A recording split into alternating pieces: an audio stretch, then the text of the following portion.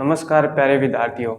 Readers school के online classes में आप सभी का स्वागत है। मैं हूं दीपक।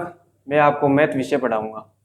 जैसा कि मैथ 10th क्लास के जो सिलेबस के बारे में आपको सारी जानकारी राजेश सर ने उपलब्ध करा दी है, तो मैं जस्ट टॉपिक चैप्टर स्टार्ट करता हूं। चैप्टर नंबर 3 बहुपद। आज हम बहुपद के बारे में पढ़ेंगे। बहुपद, जैसा कि आप जानते हो 9th क्लास में आप सभी पढ़ चुके हो। बहुपद क्या होता है कि बहुपद देखो दो शब्दों से मिलकर बना है, बहु प्लस पद। बहु का मतलब होता है बहुत सारे, अर्थात ऐसा पद जिसमें बहुत सारे पद हो, बहुपद कहलाता है। तो जैसे बहुपद को किस प्रकार से, बहुपद को एफ एक्स से डिनोट करते हैं। एफ एक्स से डिनोट करते हैं।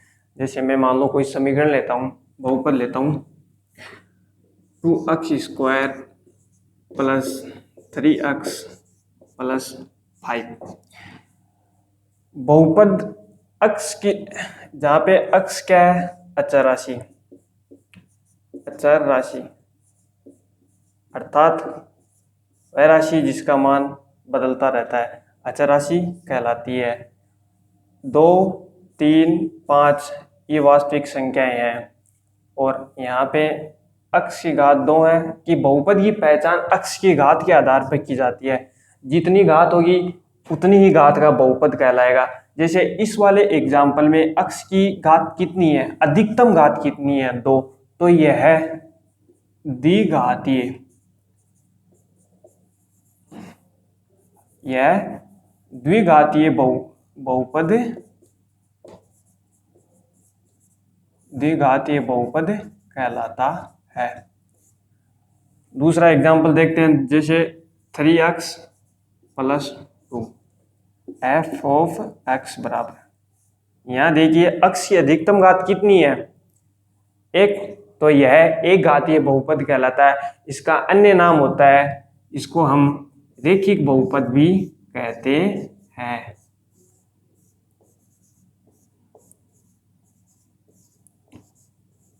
रेखिक बहुपद भी कहते हैं। दूसरा एग्जाम्पल एफ ऑफ एक्स बराबर 3x³ प्लस 2x² प्लस 5। देखिए इसमें अक्ष से अधिकतम घात कितनी है, 3, तो ये कितनी घात का हो गया, त्रिघातीय बहुपद हो गया। इस प्रकार अक्ष की घात के आधार पर हम बहुपद का नाम दिया जाता है।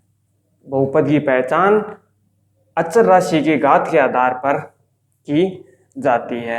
यह तो इसकी बहुपद की सामान्य जानकारियां हो गई।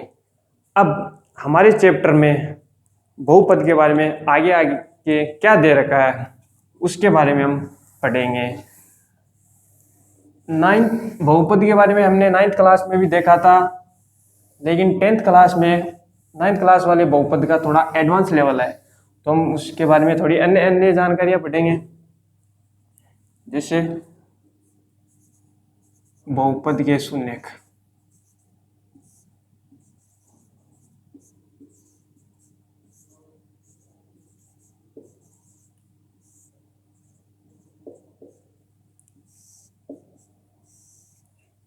इसको हम एक एग्जाम्पल से देखेंगे। देखो एग्जाम्पल से समझेंगे। एफ ऑफ एक्स बराबर 2x² plus 4x minus 8, 2x² minus x² plus 4x minus 8।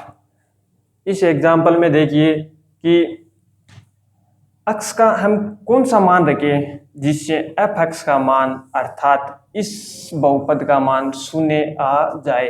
तो अक्ष का देखिए कौन सा मान है, तो अक्ष बराबर हम मानो अक्ष बराबर 1, तो एफ ऑफ एक्स बराबर 1 का स्क्वायर प्लस 4 माइनस 8। तो इसमें मान आ रहा है क्या, नहीं आ रहा, कितना आ रहा है, 1 प्लस 4 माइनस 8 बराबर -3। ये अक्ष बराबर 1 पर बहुपद का मान कहलाता है। इसी प्रकार हम अक्स की अन्य मान रखकर बहुपद का मान निकाल सकते हैं। अब हम बहुपद के शून्य की बात कर रहे हैं तो हम देखते हैं, देखो अन्य एग्जाम्पल, एफ ऑफ एक्स बराबर 2x² minus plus 2x minus 8, ये समीकरण है या बहुपद दे रखा है। तो इसमें हम शून्य ज्ञात करना है। शून्य ज्ञात करने के लिए सबसे पहले हम इसका गुणनखंड करेंगे। गुणनखंड हम 9th क्लास में देख चुके हैं, लेकिन फिर से देख लेते हैं। 2x² प्लस ऐसे दो टुकड़े जिनको यदि गुना करें तो -16x² आना चाहिए, और यदि उनको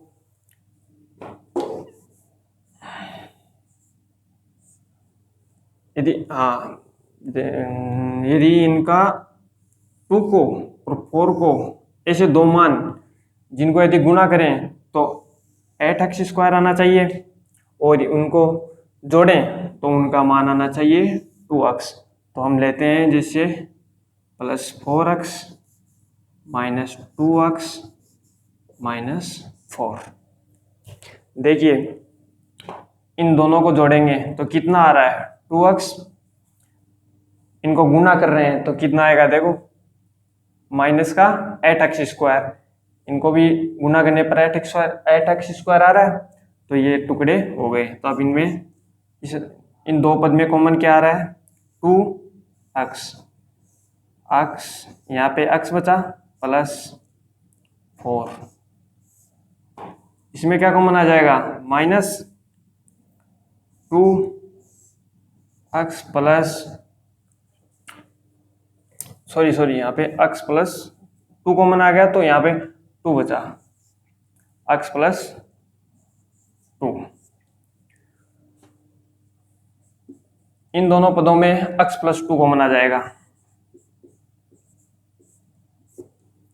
और यहाँ पे बचेगा 2x माइनस 2। अब देखिए शून्य निकालने के लिए बहुपद का मान कितना होना चाहिए, शून्य होना चाहिए, अर्थात x का ऐसा मान जिसपे बहुपद या f(x) का मान शून्य हो, f(x) का मान शून्य हो तो इसको हम शून्य के बराबर लिख देंगे। तो यह समीकरण बन गई x +2 2x माइनस 2 बराबर 0। अब इस समीकरण का मान शून्य कब हो सकता है, जब या तो ये पद शून्य हो या ये पद शून्य हो।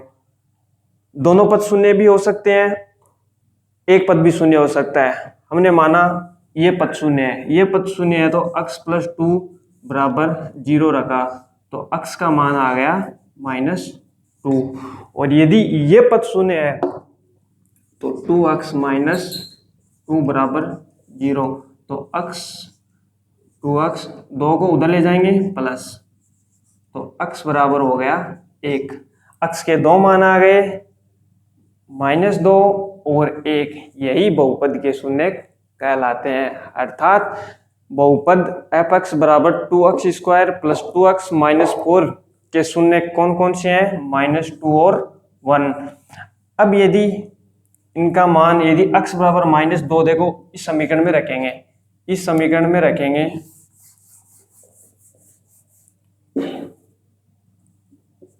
तो देखो 2 गुणा -2 का होल स्क्वायर प्लस 2 गुणा -2 -4, ये कितना हो गया 8 प्लस -4 बराबर 0। अर्थात x बराबर -2 के लिए f ऑफ -2 का मान, f ऑफ x का मान 0 आ रहा है, तो x बराबर -2 इस बहुपद का शून्यक है। दूसरा एग्जाम्पल लेते हैं।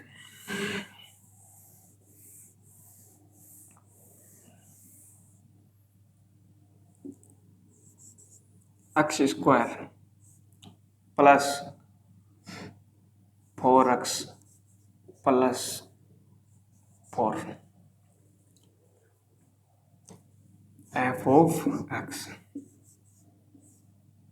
अब इसके शून्यक निकालने के लिए हम क्या करेंगे, इसके गुणनखंड करेंगे। गुणनखंड हमने सीख लिए हैं। देखो एक्स स्क्वायर प्लस ऐसे एक्स के दो मान, जिनको यदि जोड़ेंगे तो कितना आएगा 4x, और गुणा करने पर 4x स्क्वायर, तो 2x प्लस 2x प्लस 4।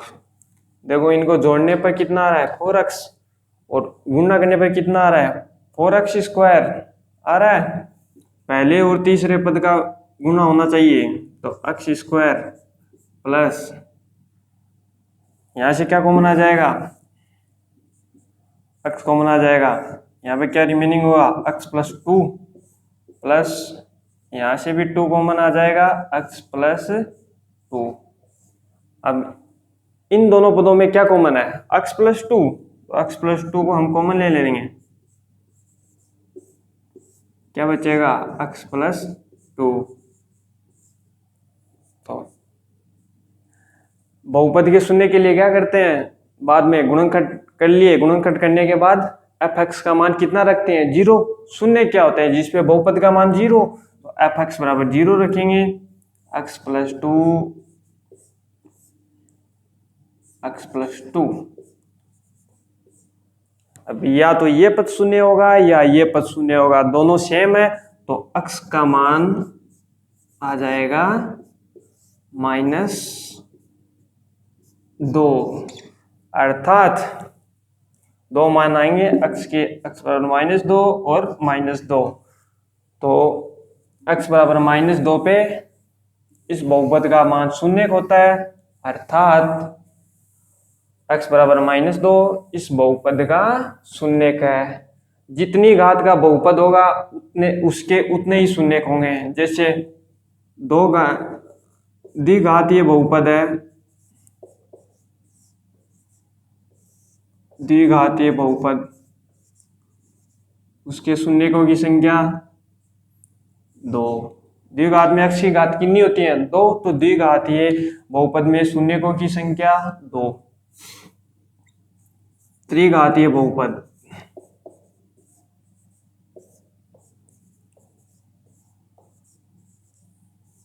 इसमें x की घातें कितनी होती है, अधिकतम घात 3 होती है, तो इसमें भी शून्यकों की संख्या 3। रैखिक बहुपद,